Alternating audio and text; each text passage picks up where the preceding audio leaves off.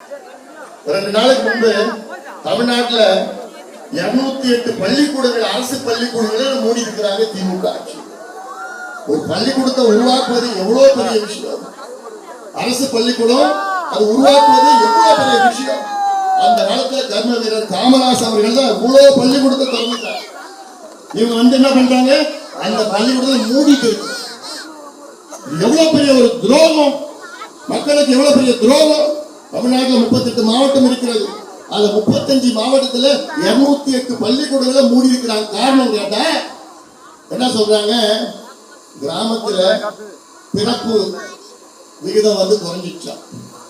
என்ன விளக்கம் தெரிஞ்சது, கிராமத்துல பிறப்பு விகிதம் குறைஞ்சிடுச்சு, கிராமத்துல இருந்து நகரத்துக்கு போயிட்டாங்க, இந்த பள்ளிக்கூடத்துல படிக்கிறதுக்கு ஆள் இல்லை. ஏயா பள்ளிக்கூடத்துல முதல்ல வாதியார நியமனம் பண்ணியா?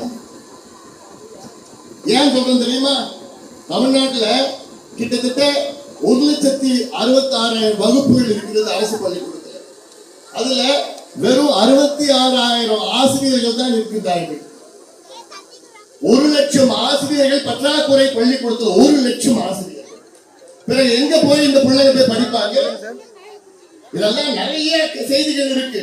அதெல்லாம் நீங்க ஏதோ வந்தமா கூடமா போனமா கிடையாது. நான் சொல்ற ஒவ்வொரு செய்தியும் ஒவ்வொரு வீட்டுக்கு நீங்க எடுத்துட்டு போகணும்.